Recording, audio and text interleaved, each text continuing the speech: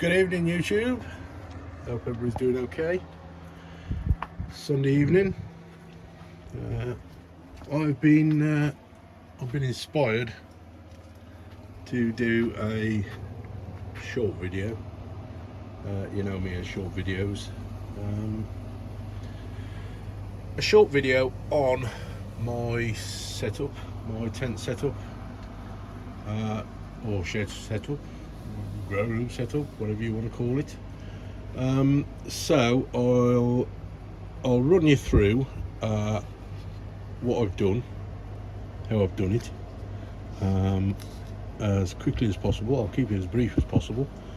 A disclaimer: I am by no means an expert. So anything you see here now, if you want to try it, then yeah, by all means try it, do it. But I am not basically saying it'll work, blah blah blah, etc etc etc. Obviously it works because mine are growing. So, but yeah, you get the picture. You're not going to take me to court because all your plants have died because I told you to do it this way or that way. Get that disclaimer out of the way. So, what did I do? Okay, I started off with a regular garden shed, 12 foot long by 10 foot wide. Initially, I got the plants in half of this shed, so kind of down to, well, just under half, down to here was this area, and then I quickly filled that area and decided I needed to expand. So what I did, I went on Facebook Marketplace and I found myself 2 6 foot long tents, and they just happened to be the exact right width, 6 foot by 10 foot. I was just lucky, I think. I bought the 2 tents off the same geezer, and one had got a problem with the floor, which I weren't too bothered about anyway, because I was gonna use other stuff for the floor. So I bought them back, and basically this shed has already been lined, plasterboarded, insulated, so it made it a lot easier. I then just got a staple gun, started at the top corners, there, stapled, and with the help of my son, then stretched the tent as far as it would go, and stapled. So I'd got kind of this area taut, and then I literally just went around the whole shed stapling as I went. So I'd got the first tent kind of looking like a tent, and stapled. I then cut out the doorway completely, joined the other tent onto the end of it, stapled all the way around, and then ran that tent back and stapled that to the other end. And I do use this door. I do use the zip door in winter. It just adds that extra bit of insulation kind of thing. So that was the tent. The floor problem was at that end, and there was a hole somewhere around about there, which I weren't too worried about, because the floor, prior to me putting the tents in, I had painted with it's marine ply floor. It's not very thick, it's only probably a half inch, but I painted it with a waterproofing paint first, went over it, did 3 layers in fact, used the entire tin and did the whole thing 3 layers. I then drilled holes at regular intervals from the top down, and these were kind of holes this big, and did the same on the sides. Using a spirit level, I found the natural fall of the floor where it dipped, drill the hole. Wherever it dipped, I drilled the hole. So I know that if water, when I water and water gets on the floor, it's going to find its way to the lowest point. It's going to drain out the hole. And then I laid the floor. I then found the holes where I drilled them out and cut out the hole in the floor, and using bathroom silicone sealant, sealed the tent floor to the floor so no water could kind of creep under the hole. And that's what I did. I then went and purchased these rubber mats from TFM. They're 20 quid a pop, but they are fantastic. The floor is a mess at the moment. I've got to clean it, don't worry. I went and got them. Let me turn the humidifier off, otherwise you're not going to see me, and you're not going to see the plants, and you're not going to see anything else in about 2 minutes. There we go. Just turn it off. Yeah, so all this before I'd even put a single plant in. I went around the shed. Now this shed is actually 7 years old before I did any of this. This shed is 7 years old. It had a bit of a problem with the roof up here. So it's been re-roofed. There's no issues with this roof leaking at all. I did start to put the tent poles up here, purely and simply to hang things from. And I was going to do the other side as well, but then I just got bored and thought, I don't need to. Instead, I just put pieces of wood across, a few wooden uprights, and did it that way. I'm trying not to hang a lot of stuff. Otherwise, you start walking past it, you start brushing it, you start knocking it, you start ripping off pictures. So, all that before I even put a plant in here. Next thing, shelving. I prefer to use these metal catering shelves. I don't know if you can see this. They're the adjustable ones. So you can adjust how high the shelf goes. You can get all sizes. I think IKEA do them as well. I got these. I got all mine off Facebook Marketplace. I'm doing this on a budget. Obviously, the more money I spend, the less money there is on plants. So, obviously, you don't want to spend loads of money on shelves. You got no money left for plants. You got no money left for lights. There's no point in doing it. So, Facebook Marketplace is a fantastic place to find these things, and you can normally get them at a snip if you're lucky. So that's what I use. I use these because I can water from the top and it'll run through. I don't have to sit anything in trays. It runs through. I cover the lights when I water, so nothing runs onto the top of the lights. But that's basically what I do. That way it eliminates me having to use trays and everything else. I do use wicking mat, and it kind of slows the water down to a trickle as it comes through. I mean, when I water my plants, I don't sit there with the hose and literally have water gushing out the pots. I water until it runs out the bottom. That's it. I don't water until I've got a rainforest running out the bottom of the pots.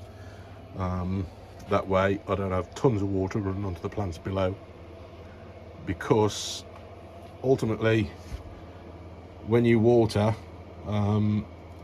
whatever's in the pot is going to drop down into the pots below. So I try to avoid having water going from these pots into the pots below.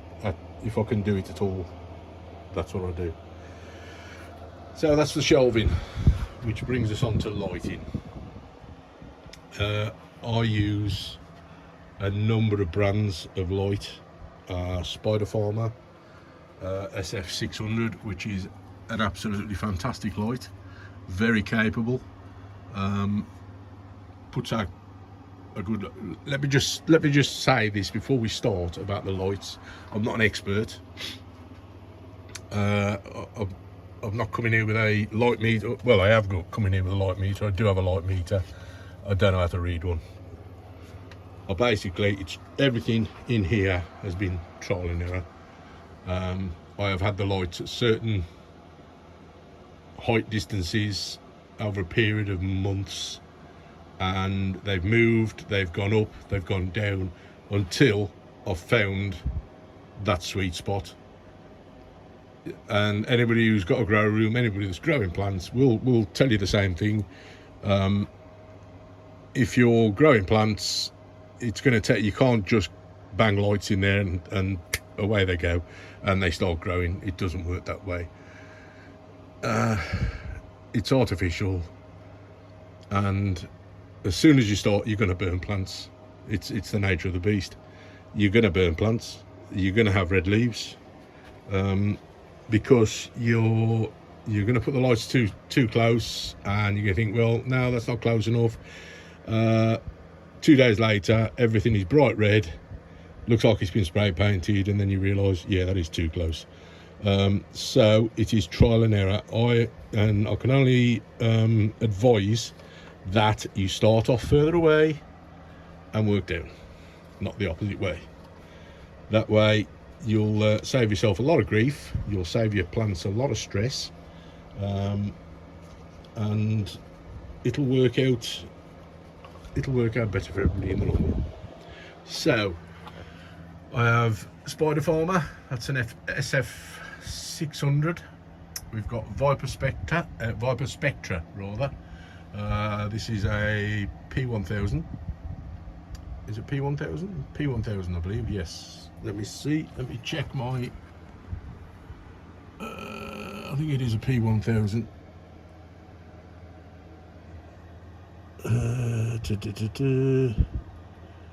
Yeah, I'm going to say it's a P1000. I can't see. I'm going to say it's a P1000. I'm pretty sure it is. Really powerful light.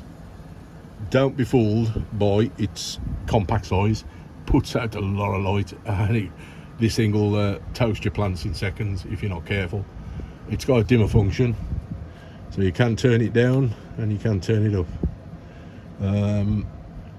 Next to that we have a Viper Spectra P2000. This is a beast. If you think that one is strong, this one is an absolute beast. Really capable light, hence the reason how far I've got this away from there. But that's probably, I'd say that's over 2 foot away from the plants. We've got another P1000 there. We've got a Spider Farmer SF1000 here. We've got a Mars Hydro. That's the 1000, I think it is, Mars Hydro. Down there we've got Omega clones. These are 18 watt seedling bulbs. Very, very good, I must say. Albeit they're supposed to be used for cannabis. I think they are anyway. But really good bulbs, really good lights. They do well. They do really well. I should move this across.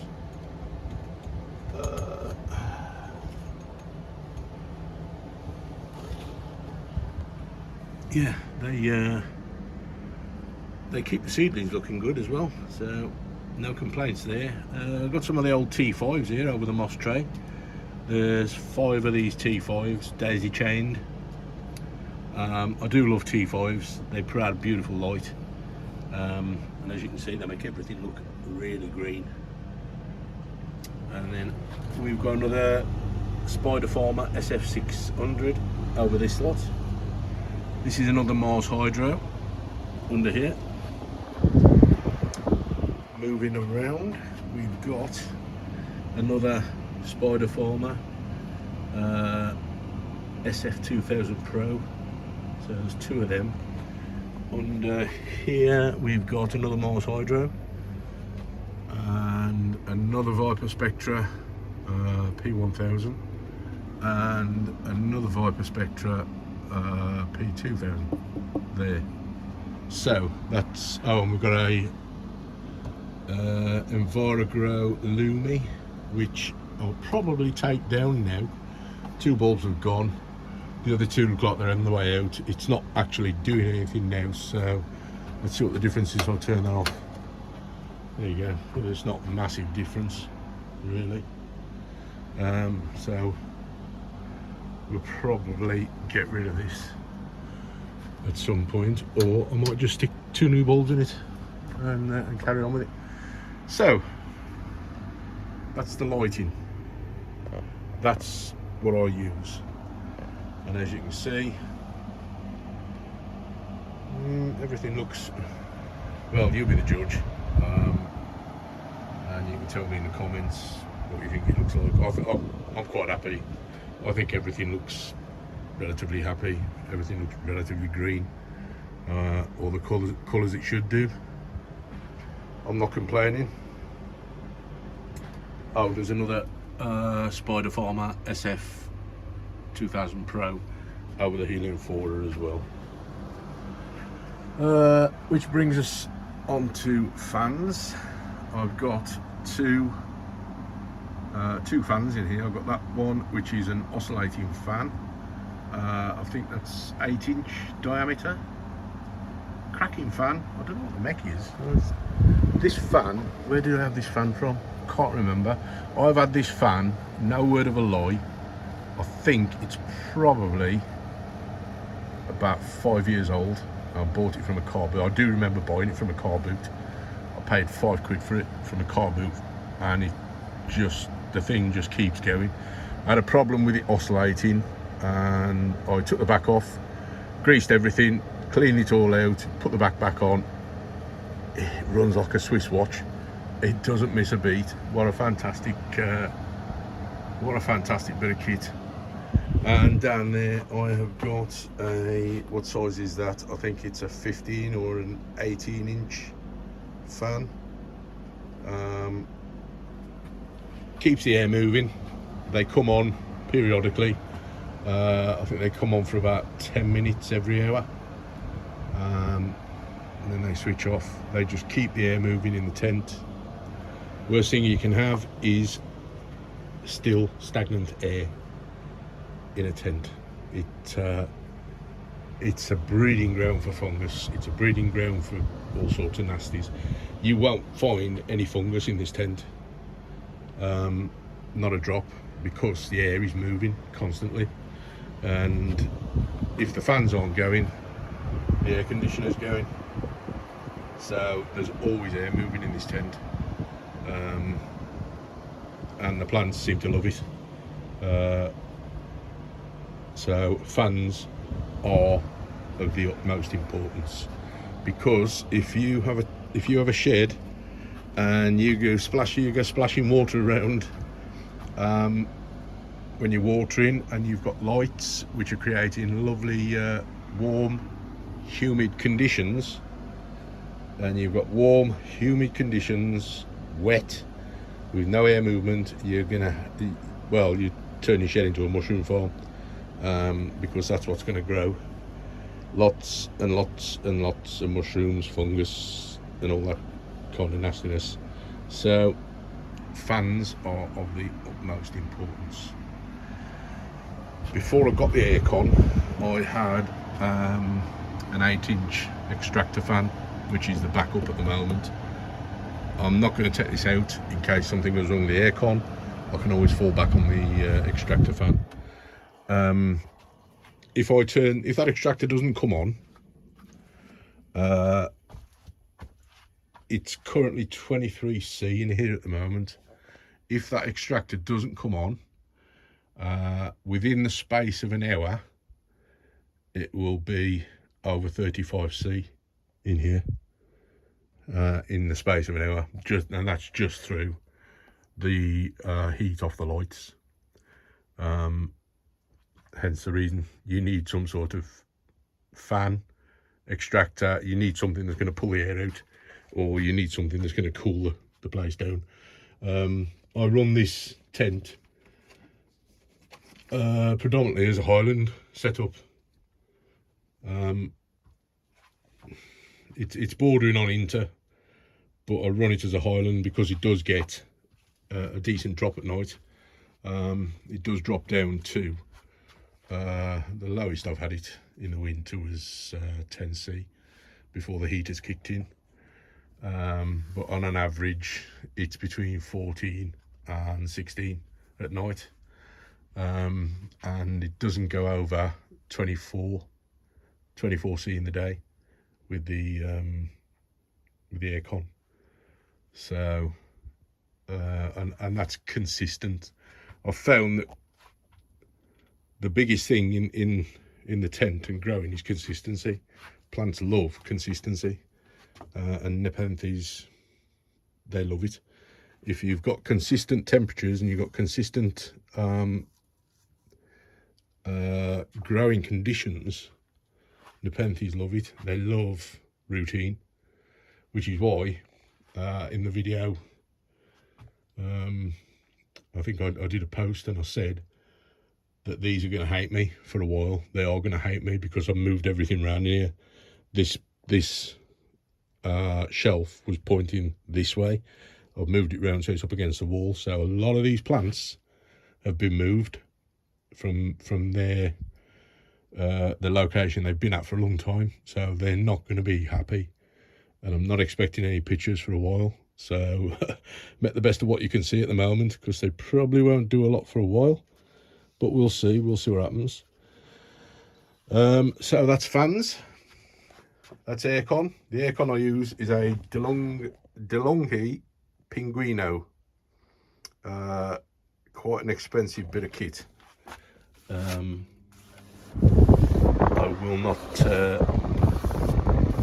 not lie, quite an expensive bit of kit, but I've got a lot of money invested in this tent, in these plants. So I would be stupid really not to try and ensure that everything is happy.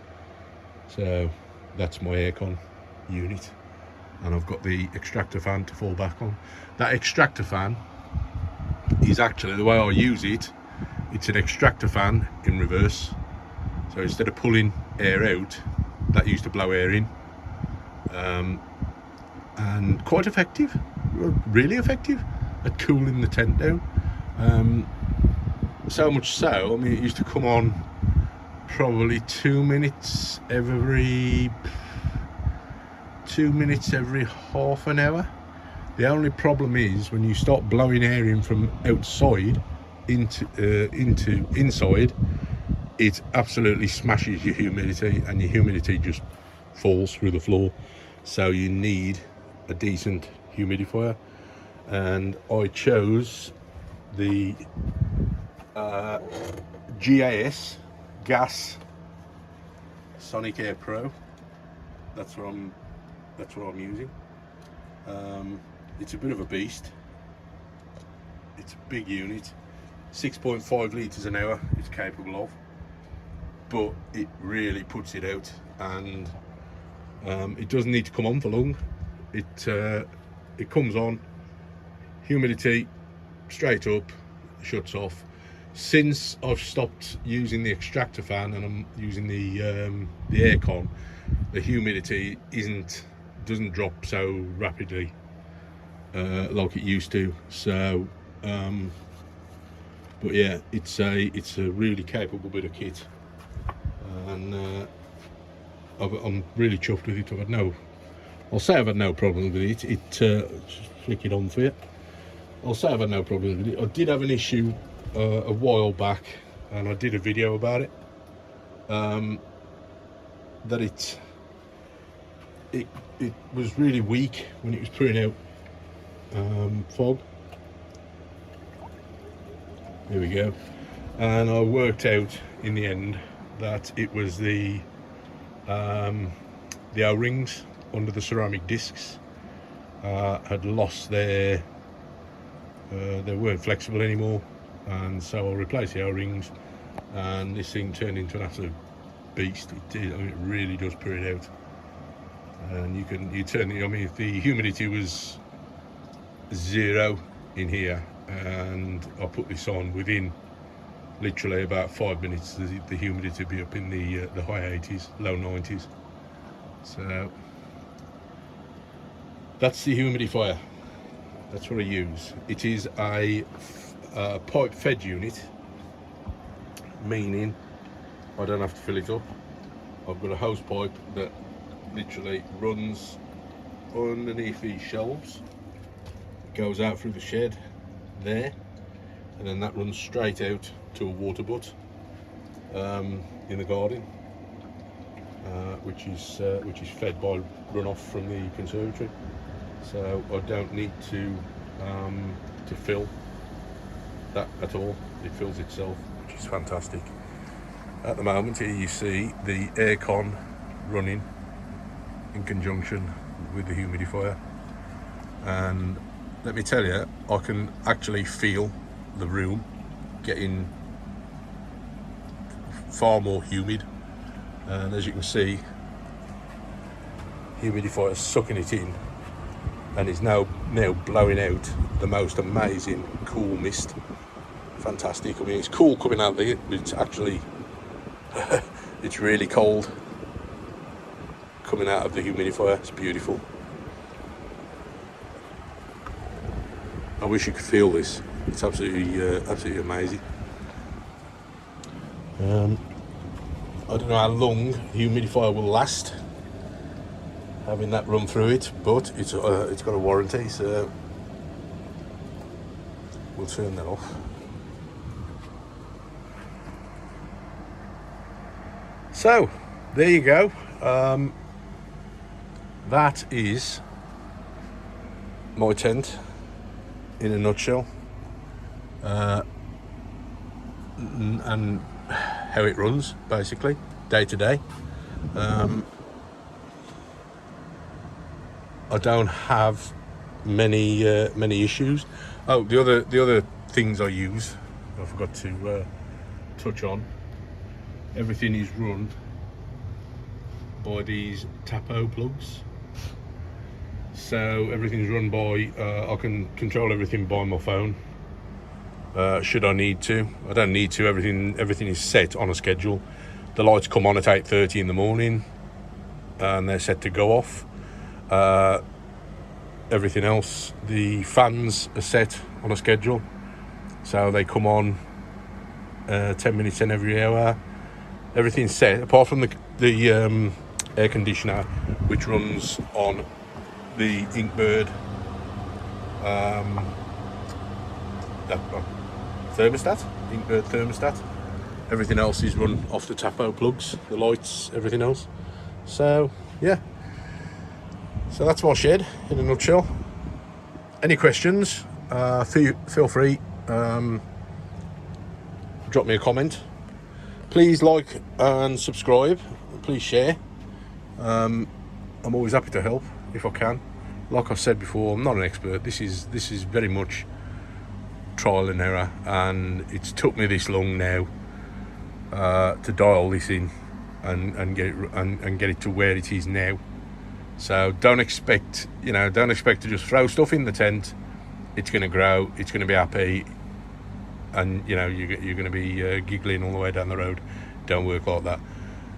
You put stuff in, you're going to have to find out how high the lights need to go.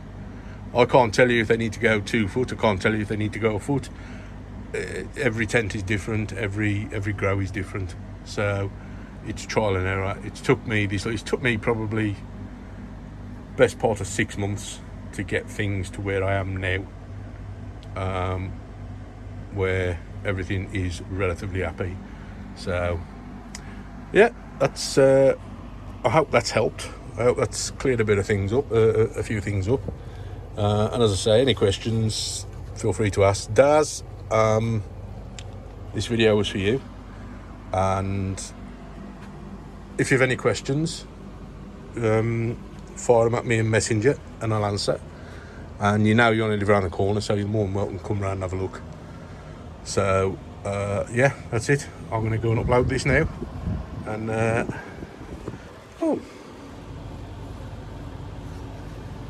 oh, Dan, yeah, sorry, I got sidetracked.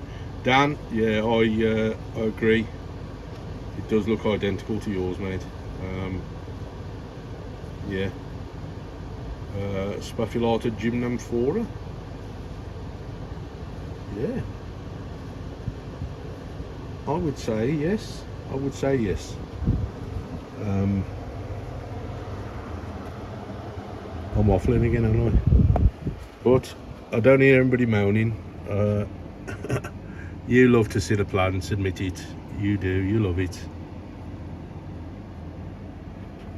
Any excuse, you lot. I know what you like.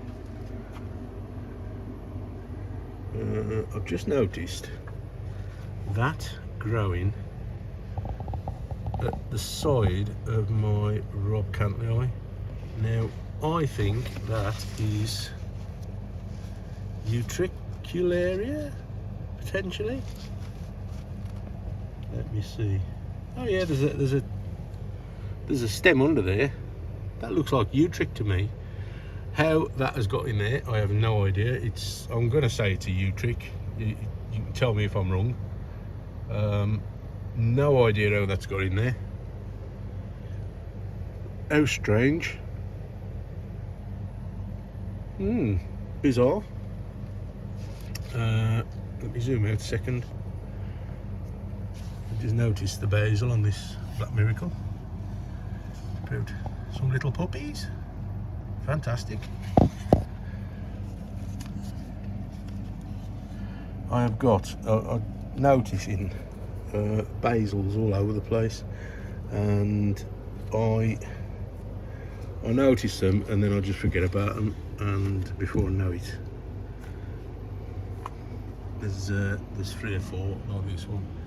This was Rob Cantley Aristolochoides, which I just chopped the main vine off on and turned it into a cutting and let the basil go mad, and then before I knew it, there's now another basil coming out. So it's Basil City down there at the moment.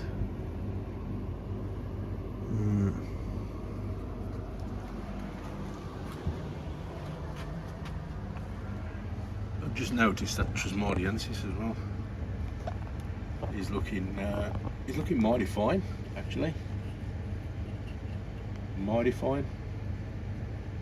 Fantastic.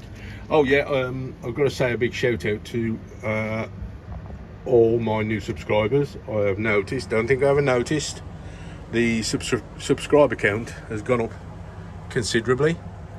Thank you to anybody that has subscribed. I do appreciate it.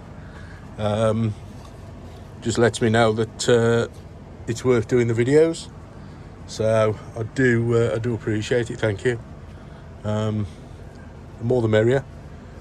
Let's just enjoy the ride. CHM, yeah, another one. Thank you, CHM Carnivores. Thank you for your subscription. Cheers, dude. Appreciate it. Truncata Red Flush. I'm hoping this is gonna be even bigger than the last one.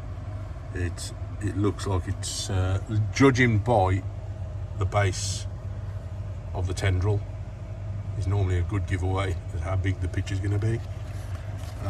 Good thick tendril base normally means a decent sized picture, like this one. And this one had big thick tendril base, and that picture's probably about 8-10 inches, maybe a little bit bigger. Yeah, go on, I'll boast. Probably about 12 inches from top to bottom. So hopefully this next one's going to be a bit bigger.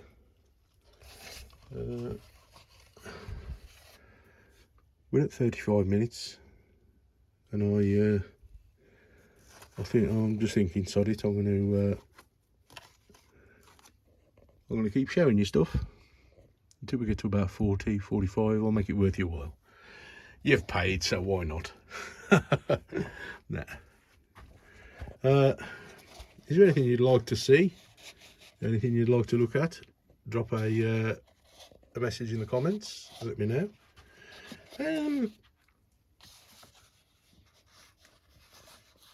Somebody asked me as well about leaves a couple of days back, I think it was, about the colouring of leaves. For me, that is natural die-off. It's dark. It's starting from the edge of the leaves. It's black, brown. I don't normally see them get jet black first. However, it may have gone brown. I haven't been paying attention because this plant was at the back. But yeah, these are they're not the oldest leaves, but I think these are the yeah, these would have been the leaves when I bought it, when I got the plant. So that would make sense, maybe. I don't know. But what I'm saying is that kind of thing there doesn't really worry me. I'll just keep an eye on that because it's starting to go brown, it's starting to yellow, and it's at the edges. That's going to move in. When it does move in, the plant, the leaf's going to curl up, and it's probably going to die. If that was in the middle, or kind of down here, or then I'd be worried. I'd start to worry, and I'd start to look for something more sinister, because plants' leaves tend to die off in the same way. They turn a yellowy colour, pale, like that is doing compared to the leaf next to it. They turn a pale green, and then they go a washed out green, then the light brown, normally followed by the black, which, looking at it though, I can see that this has gone around about here. It has gone a yellowy colour. Not sure what the cause of that is, but there's not a picture on it, so I may actually just lop that leaf off, get rid. There's a picture on the other one. I might leave that one, see how it progresses. But yeah, as a rule, if I see a leaf and it's browning on the edges and it's yellowing, it's browning, to me that's natural. If I see a leaf and it's browning and yellowing in the middle and the outsides are still green, then that's kind of, I'll look for other things. They don't always die off in the same way, like that. Yellowing on the edges, that's natural yellowing. Same as that. That red is down to too much light. Too much light and water on the leaves. You'll notice this one, for me, that's just about the right colour. It's got that pink tinge. It's nice and green. It's got a slight pink tinge to it. That's a happy leaf for me.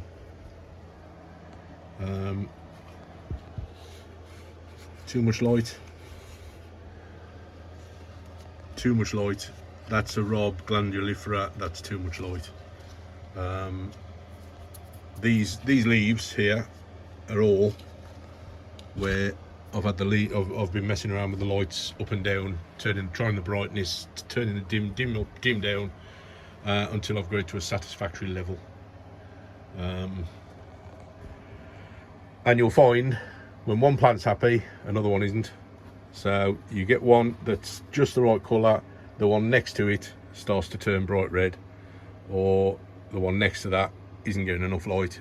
So yeah, 40 minutes. I think I've waffled on enough now. I've given you all a chance to have a good look around. If I do it too many times, it spoils you, and you'll be wanting more.